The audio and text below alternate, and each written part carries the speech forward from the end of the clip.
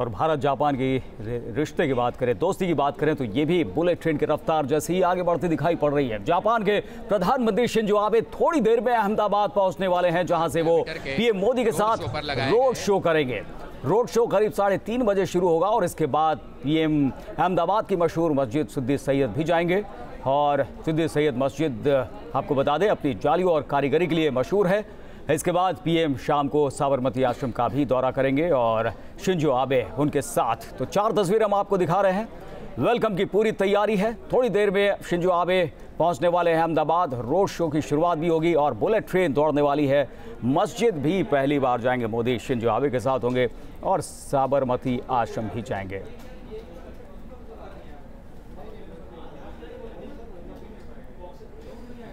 तो इस पर लगातार हमारी नजर बनी रहेगी और इस पर चर्चा करने के लिए हमारे साथ 2 मेहमान इस वक्त जुड़ गए हैं। एनके सिंह वरिष्ठ पत्रकार हमारे साथ मौजूद है और साथ ही साथ शीलकांत शर्मा पूर्व डिप्लोमेट भी हमारे साथ जुड़ गए हैं। आप दोनों का बहुत बहुत स्वागत। एनके सिंह जी, आपसे सबसे पहले जानना चाहेंगे कि भारत और जापान की ये दोस्ती, शिंजो आबे आ रहे हैं, रोड शो हो रहा है, भारी भरकम निवेश और बुलेट ट्रेन की बात हो रही है, सपने के साकार होने जैसी बात, किस तरह से इसे देखते हैं आप? देखिए, ये दोनों का जो रिलेशन है, एक तो जो पर्सनल केमिस्ट्री है वो काफ़ी स्ट्रांग है, लेकिन हम उसको छोड़ भी दें तो इसको देखने का एक चश्मा हमें जो ट्रेडिशनल फॉर्मेट है कि दोनों के बीच में ट्रेड का वॉल्यूम कितना रहा, ट्रेड डेफिसिट कितना रहा, हम एक्सपोर्ट कम करते हैं, वो इंपोर्ट ज़्यादा करते हैं, इस चश्मे से देखेंगे तो शायद इंडो जापान समझ में नहीं आएगा। क्योंकि ये बात सही है कि 2008 में सबसे ज़्यादा हमारा उनका ट्रेड रहा है और वो बहुत हाई रहा है। मतलब यूँ समझ लीजिए कि करीब $5.5 बिलियन का ट्रेड रहा है। आज वो नहीं है, लेकिन बात उसकी नहीं है।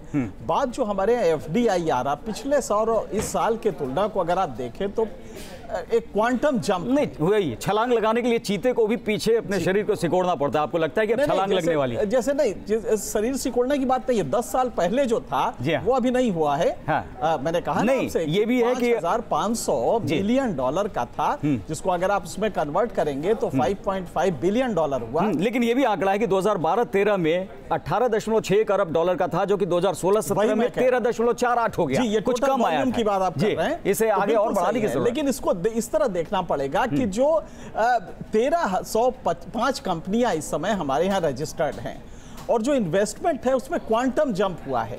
लिहाजा आप देखिए, भारत में जितना जॉब अपॉर्चुनिटीज मिली है उसमें जापान का बहुत बड़ा कंट्रीब्यूशन रहा है।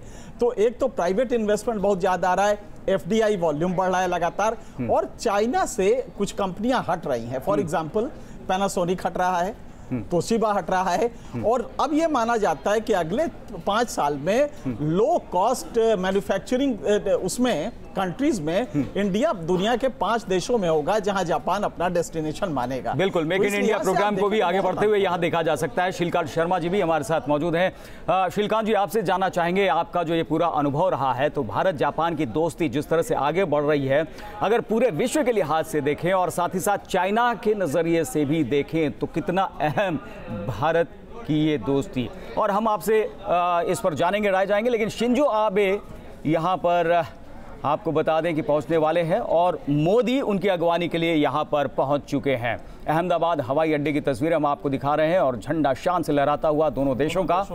और पीएम मोदी अगवानी करने के लिए पहुंचे हैं अहमदाबाद हवाई अड्डे पर। ऐतिहासिक मौका इसे कहा जा रहा है। खुद शिंजो आबे की अगवानी के लिए पहुंचे हैं और उसके बाद 8 किलोमीटर लंबा रोड शो होगा, जहां दोनों साथ साथ दिखाई पड़ेंगे। और ये दिखाता है कि किस तरह से इस रिश्ते को गंभीर और अहम मान रहे हैं न सिर्फ प्रधानमंत्री नरेंद्र मोदी बल्कि शिंजो आबे भी।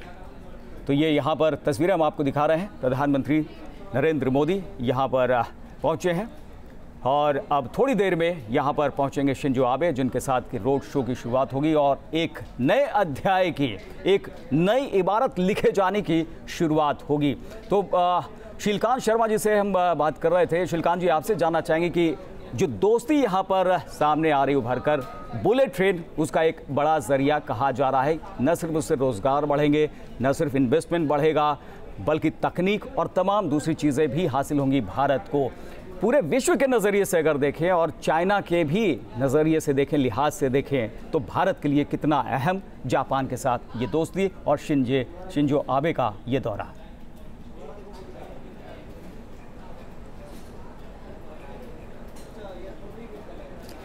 शिंजो आबे भारत के लिए नए नहीं हैं, ये चौथी बार आ रहे हैं भारत में। और वो उन्होंने आज एक अखबारों में अपने आर्टिकल में कहा है कि भारत उनको बहुत प्रिय है जी, बहुत प्रिय है उनको। और जिस गहराई के साथ, जिस जोश के साथ वो आ रहे हैं, वो भारत जापान संबंधों का एक नया आयाम बता रहा है। भारत जापान के संबंध पिछले 50 सालों में बहुत आगे बढ़े हैं। अगर आप देखें, पूरा 50 साल का देखें तो जापान भारत का सबसे बड़ा एड गिवर है। सबसे ज़्यादा एड अगर किसी देश ने दिया है भारत को तो जापान ने दिया है। और टेक्नोलॉजी के क्षेत्र में जापान के साथ हमारा जो अभी तक बना हुआ है वो इतना अच्छा बना है कि हमारे पूरे जो पृष्ठभूमि है बहुत उन्नत है। और उसमें अब ये बुलेट ट्रेन जो चलेगी, इससे skill development, technology, safety, track development, जो रेलवे का एक नया रिवोल्यूशन आ रहा है वो हमारे यहाँ आएगा। उस तरह से जैसे कि जब जापान ने रोड बिल्डिंग शुरू की थी तो डीएनडी दिल्ली में बनाया था, जो ब्रिज बनाया था, वो आज भी दिल्ली, यानी कहीं ना कहीं रेलवे में भी वो देखने को मिलेगा। और रणविजय सिंह जीएम, पूर्व जीएम नॉर्दर्न रेलवे भी हमारे साथ जुड़े हैं, उनसे जानेंगे कि आखिर किस तरह से इसे रेलवे के सेक्टर में भी देखा जाएगा। बहुत बड़ी उपलब्धि तो निश्चित तौर पर है। तो जापान से दोस्त आने वाला है। जापान के प्रधानमंत्री शिंजो आबे थोड़ी देर में अहमदाबाद पहुंचने वाले हैं। अहमदाबाद पीएम मोदी पहुंच चुके हैं अगवानी करने के लिए उनके, और दोनों एक साथ रोड शो भी करने वाले हैं। हम लगातार इससे जुड़ी तमाम खबरें आपको दिखा रहे हैं और हमारे साथ हमारे खास मेहमान भी जुड़े हुए हैं। इनके सिंह वरिष्ठ पत्रकार, शीलकांत शर्मा पूर्व डिप्लोमेट हमारे साथ हैं, और साथ ही रणविजय सिंह पूर्व जीएम नॉर्दर्न रेलवे हमारे साथ में मौजूद हैं, और साथ ही गिरिजा शंकर वरिष्ठ पत्रकार भी हमारे साथ जुड़ गए हैं। आप सबका एक बार फिर से स्वागत। गिरिजा शंकर जी, आपसे जानना चाहेंगे कि कल जो है बुलेट ट्रेन की नींव रखी जानी है, क्या आपको लगता है कि भारत और जापान के बीच दोस्ती की नींव भी इससे और गहरी होगी, मजबूत होगी? जाहिर है एक नई शुरुआत जो है दोनों के रिश्तों में होगी, और दोनों के रिश्ते बहुत पुराने हैं, और एक बड़ा जो सहयोग का एक अध्याय इससे शुरू हो रहा है बुलेट ट्रेन के जरिए। और एक बड़ी राशि लोन के रूप में जापान ने भारतवर्ष को दिया है, बहुत लिबरल टर्म्स पर। तो मुझे लगता है कि इसके बाद जापान और भारत के बीच में जो व्यापारिक रिश्ते हैं, जो इस तरह के जो संबंध हैं, वो और विकसित होंगे। जी, निश्चित तौर पर इससे और मजबूत होंगे रिश्ते। और ये भी देखने वाली बात कि आखिर इसका फ़ायदा सिर्फ भारत को होता है या फिर जापान को भी, क्योंकि जापान भी इतना ही ज़्यादा इच्छुक रिश्तों को मजबूत करने के लिए।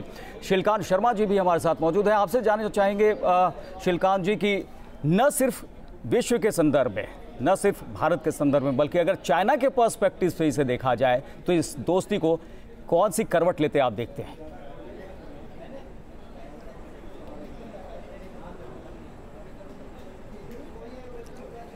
देखिए, भारत और जापान जो हैं वो अपने आप में यूनिक हैं। दोनों शांति प्रिय हैं, दोनों अपने डेवलपमेंट पर लगे हैं, और जापान ने जिस तरह की मंजिलें पार की हैं वो दुनिया में जापान का नाम है। और जापान खुले दिल से भारत से हर क्षेत्र में सहयोग करना चाहता है। तो ये जब उनका सहयोग बढ़ेगा, अपने आप स्वतः रूप से ताकत आएगी, मजबूत होंगे दोनों। तो उससे जो दूसरे देश जो भारत के लिए जो अच्छी दृष्टि से नहीं देखते, उनको तो इसमें चिंता होगी। पर भारत का संबंध जापान के साथ आपस में मजबूत करना है, आपसी सहभाव को बढ़ाना है, किसी के खिलाफ नहीं है, ये मेरा मानना है।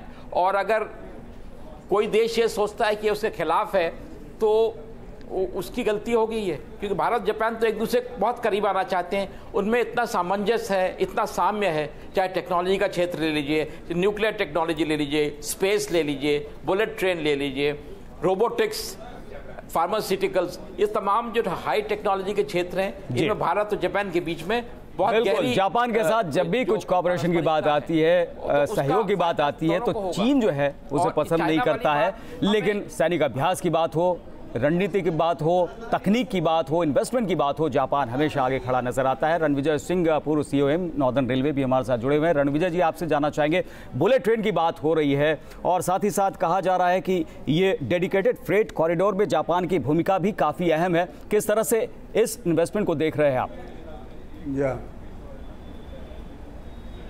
जी हाँ, देखिए, जो बुलेट ट्रेन है वो ख़ास तौर से ऐसे महानगरों के बीच चलाई जानी चाहिए, और जो कि 2 से 3 घंटे की समय में जहाँ की दूरी कवर की जा सके, जैसे अहमदाबाद बम्बई या चेन्नई बेंगलुरु, नागपुर हैदराबाद या पुणे जो है मुंबई। तो नेचुरली जो है कम समय में अगर ये दूरी तय की जा सकती है तो वहाँ पर काम करने वाले बड़े महानगरों का कंजेशन कम होगा और छोटी छोटी जगहों पर लोग जाकर के रह सकेंगे।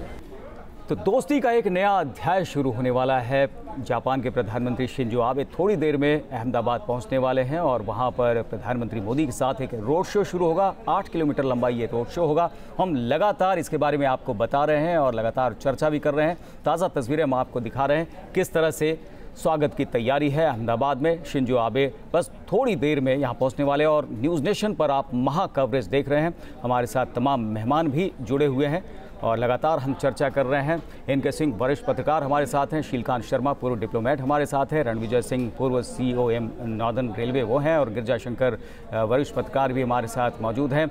एनके सिंह जी, आपसे जानना चाहेंगे कि ये जो नया अध्याय की बात हो रही है, नई इबारत लिखे जाने की बात हो रही है, दोस्ती के एक नए युग के शुरुआत की बात की जा रही है, आपको लगता है कि वाकई यहाँ से बहुत कुछ बदलता नजर आएगा? जी हाँ, काफ़ी बदलेगा, क्योंकि मैं एक चीज़ देख रहा हूँ कि देखिए बदलने की शुरुआत काफ़ी पहले से हुई थी, लेकिन इंडियन मैन्युफैक्चरर्स उस जो एक्सपेक्टेशन था उस पर खरे नहीं उतरे। चाइना के मैन्युफैक्चरर्स उतरे। जो लो कास्ट मैन्युफैक्चरिंग है वो चाइना में बेहतर हो गई, भारत नहीं कर पाया। आज भी आप देखेंगे कि ये तभी फलीभूत होगा जबकि भारत के जो लो कॉस्ट मैन्युफैक्चरर्स हैं ये भी अपना प्रोडक्ट चाइना को जापान को दे सके। वो कब करेंगे? जब आप कम से कम 4 कंट्रीज जो बड़ी मतलब स्मार्ट कंट्रीज हैं, इंडोनेशिया, मलेशिया, इस टाइप की कंट्रीज से आप कंपैरिजन में आगे निकले और लो कॉस्ट मैन्युफैक्चरिंग कर ले। हमारे यहाँ वो एंटरप्रेन्योर कल्चर नहीं है जिसमें कि हम लो कॉस्ट मैन्युफैक्चरिंग कर ले। अगर ये कर लेते हैं तो ये टर्निंग पॉइंट होगा इंडो जापान। चलिए, ये टर्निंग पॉइंट होगा ये माना जा रहा है और दोस्ती की एक नई इबारत लिखी जाएगी, ये साफ तौर पर सभी का मानना है। सभी मेहमान हमारे साथ जुड़े हैं और हमारी कवरेज लगातार जारी है। आप भी बने रहिए हमारे साथ।